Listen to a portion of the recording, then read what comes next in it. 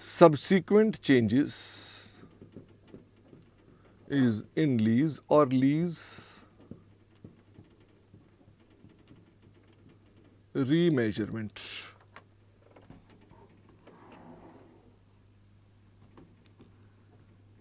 Change in amount of penalty, RVG amount payable,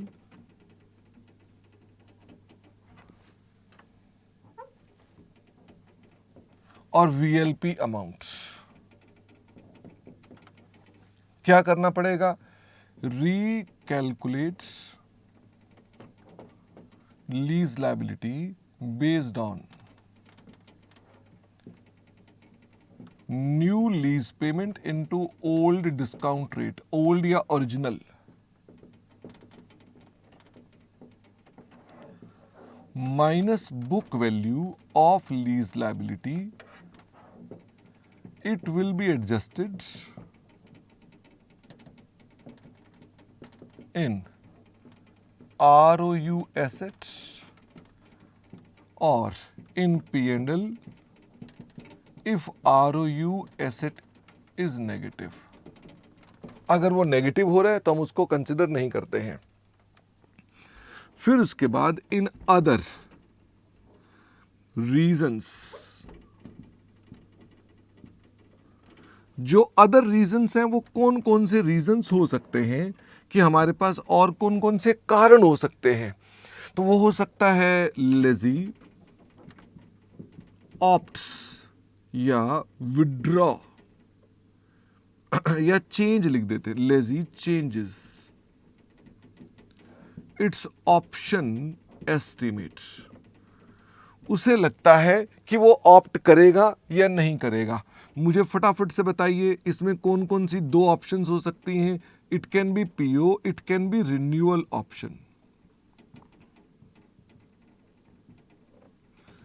ऐसे cases में भी हम अपने पास क्या करते हैं? Recalculate lease liability based on new lease payments into new lease rate, new discount rate, minus book value of lease liability, or it will also be, it is adjusted in ROU assets. Again वो बात दोबारा नहीं लिख रहा कि negative नहीं होनी चाहिए. फिर इसके अलावा what can be the other reason? It can be lease modification. जब मैं मॉडिफिकेशन बोलता हूं तो इसका मतलब ये कि आपका lessee and lessor both agree. क्या ऊपर वाले केसेस में लेजी और lessor both agree? The answer is no. यहां पर है मॉडिफिकेशन. तो वर्ड मॉडिफिकेशन जब भी बोला जाता है, कब बोला जाता है? मॉडिफिकेशन जब भी बोलेंगे वो बोलेंगे जहां लेजी और लेजर एग्री करते हैं. ये मॉडिफिकेशन कैसी हो सकती है? It can be increase in scope. It can be increase in scope. When I say increase in scope, तो ये भी दो तरह का हो सकता है, रेदर तीन तरह का हो सकता है. तो इंक्रीज इन स्कोप किस किस तरह से आ सकता है? कि हमारे पास यहां पर एडिशनल एसेट आ गया, या हमारे पास एडिशनल लीज टर्म आ गया, या हमारे पास PO which was not existing earlier, वो जनरेट हो गई. दोनों ने परचेज ऑप्शन को लेटर ऑन इंट्रोड्यूस कर दिया. हमने कहा इन सब केसेस में क्या करना है? डिट्टो. ये मुझे चाहिए ही नहीं है. Ditto as above, ditto as above. कोई दिक्कत तो नहीं इसके अंदर. फिर इसके अलावा और क्या हो सकती है? और हो सकती है लीज मॉडिफिकेशन, जिसमें आप क्या करते हैं? Change in lease rent. अब मुझे फटाफट से बताओ, change in lease rent, modification, क्या दोनों को जोड़ के पढ़ो तो कुछ समझ में आया? कि लीज रेंट बदला है जहां लेजी लेजर दोनों एग्री कर रहे हैं.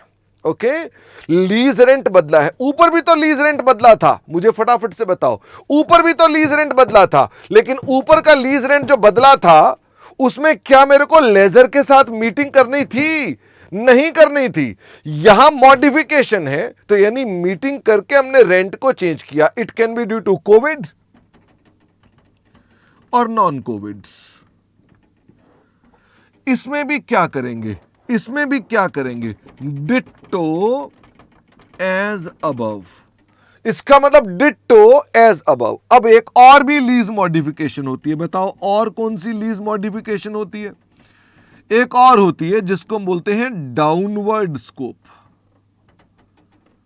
जिसमें हम बोलते हैं डाउनवर्ड स्कोप। इसमें दो सिचुएशंस हमारे पास आती हैं। एक कौन सी आती है? Reduction in assets,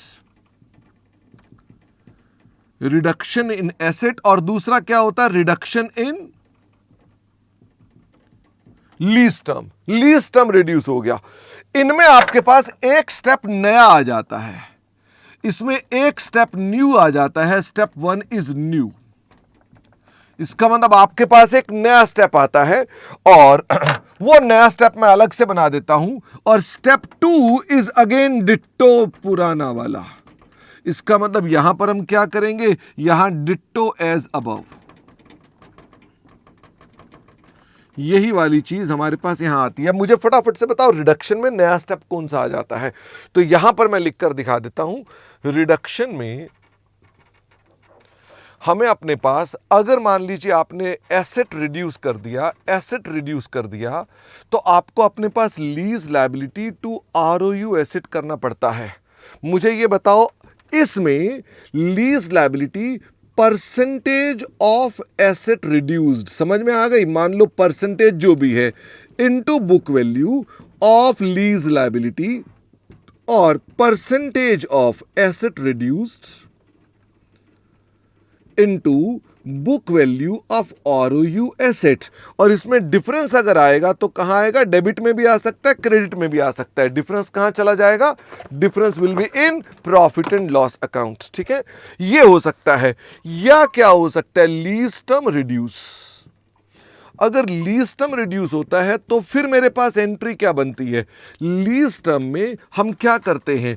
present value of lease payment waived. किस रेट से? Original rate. ओरिजिनल रेट से जो लीज पेमेंट वेव्ड है। ध्यान ये रखना कि इसकी जब प्रेजेंट वैल्यू निकालनी है ना आपने, तो जो वेव होती है लीज टर्म कौन सी होती है? पहले वाली वेव होती है कि आखिरी वाली वेव होती है? वो कहता है 2 साल लीज टर्म कम हो गई, तो क्या बीच वाली लीज टर्म कम हो जाएगी या आखिरी वाली लीज टर्म कम होगी? आखिरी वाली कम होगी। तो अगर आखिरी वाली कम होगी तो प्रेजेंट वैल्यू सावधानी से निकालना, उस वर्ष की प्रेजेंट वैल्यू निकालना कि जिस साल में आप वेव करा रहे हैं। मैं उम्मीद करता हूं कि आप चार्टर्ड अकाउंटेंट हैं, मेरी बात समझ गए। हमने प्रैक्टिकली इसे डिस्कस भी किया था। और फिर आरओयू में क्या करेंगे? Pro rata. प्रो राटा को मैं ऐसे लिख देता हूं, book value of ROU into lease term waived upon lease term available. Total कितने की थी? जो टोटल अवेलेबल लीज टर्म थी, मान लो अवेलेबल थी 2 साल की, 1 साल वेव हो गई, तो हम अपने पास इसको रिड्यूस कर देंगे। और डिफरेंस कहां चला जाएगा? P and L. मत्था पच्ची तो सिर्फ इसी स्टेप में है, औरों में तो नहीं है, बाकी तो कोई चेंज नहीं है। इसके अलावा हमने आपसे कहा कि जब एक एडिशनल एसेट आता है तो ये कभी कभी हमारे पास लीज मॉडिफिकेशन नहीं मानी जाती। बताइए, कभी कभी एडिशनल एसेट लीज मॉडिफिकेशन नहीं मानी जाती। कब नहीं मानी जाती? यह भी बताई थी बात आपको। तो मैंने कहा अगर मान लीजिए कोई एसेट ऐड हुआ है whose consideration is commensurate to market standalone price, यानी मार्केट के प्राइस से कमेंसरेट है। तो ऐसे में आप क्या करते हैं, उसे आप ट्रीट करते हैं एज सेपरेट लीज, उसे आप एक सेपरेट लीज के रूप में ट्रीट करते हैं। ये आपका एक स्पेशल पॉइंट था, यानी ये मैंने आपको एक स्पेशल पॉइंट बताया जिसमें आपको कोई मत्थापच्ची नहीं करनी होती है, वो एक लीज ही अलग होती है। तो मुझे ये बताओ, this was the whole concept जो मैं आपके साथ पिछली 1.5 क्लास से कर रहा था। मुझे उम्मीद है कि अब आप अपने पास, इसी में सारा कॉम्प्लेक्सिटी थी स्टैंडर्ड की, बाकी स्टैंडर्ड में कोई कॉम्प्लेक्सिटी आगे नहीं मिलेगी आपको, पहले भी नहीं थी। तो मैं अपने पास इसका प्रिंट आउट आपको दे देता हूं, मैंने इसका वीडियो भी बना दिया, आप इसको बाद में चाहे तो अपने हाथ से भी ड्रॉ कर सकते